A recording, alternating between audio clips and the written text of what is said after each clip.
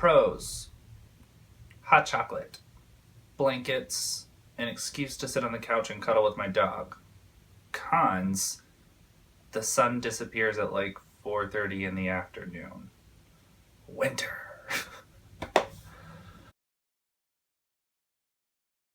Hello to the internet. My name's Craig Montgomery, and we're here to talk about the things that make you say, who even am I?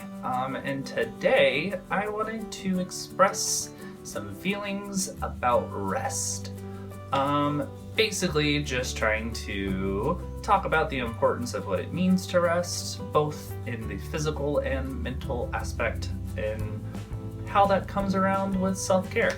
I'm a pretty passionate person, and when I get kind of wrapped up in a new project, I go all in basically and become like kind of obsessive about the thing that I'm working on, and I will run myself ragged trying to get it done. And so learning about rest in good ways and in bad ways has been really important for me to basically learn some balance. And I think it's something that we don't always give a lot of conscious thought to, and as with most things in our life, I think it's good for us to be mindful about those decisions, so I just wanted to present that. So making sure that you're getting good sleep on a nightly basis, whatever works for you. All the different studies say different things. 7.5 hours works for me.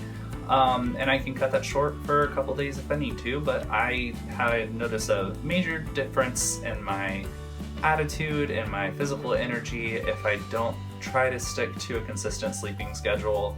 So, and I know that's something that so many of us struggle with, trying to keep to the schedule, because when we need to sacrifice something to get something done, it's usually the first thing is going to be sleep. I'm a big proponent that protecting your sleep is super important. I think it's just necessary. You need to rest at night.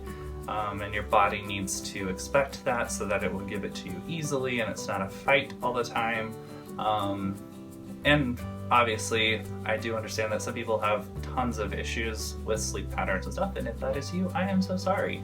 I really hope that moving forward you find things that bring you relief. But for those who don't have physical, scientific, medical things stopping them, and it's more just poor choice making or time management, I would urge you to try and move towards a better, more routine sleeping schedule. And then the other thing is rest in the mental sense. Basically in the concept of if there's something that's bothering you or a worry that you've been sitting with that has kind of been pestering at you, finding ways to set that aside and give yourself some relief in terms of distraction or just relaxation, so that you can later, when you're re-energized, go back to the problem with fresh eyes and more energy to actually do something about it. It's just really important. And I know for myself, it can sometimes be very hard to step away from the problem because I feel guilty about not doing something about it right now. But if I think about it in the concept of, I know that setting it aside and resting will give me the tools that I need to fix the problem later. Whereas if I sit here and worry and wear myself down, I'm not only not going to be able to fix the problem, but I'm going to feel that much worse on top of still having the problem.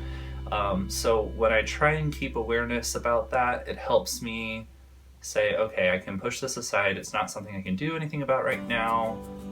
Backburner that until I can assess it at a different time. So yeah, that's basically little tidbit concepts I wanted to present. I just wanted to say, those things, small as they may be, have been very transformative for me in the way that I move through my life, and it's been an extremely positive change.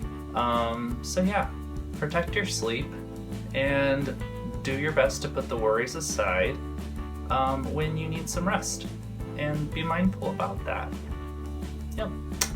So, as always, take care of yourself.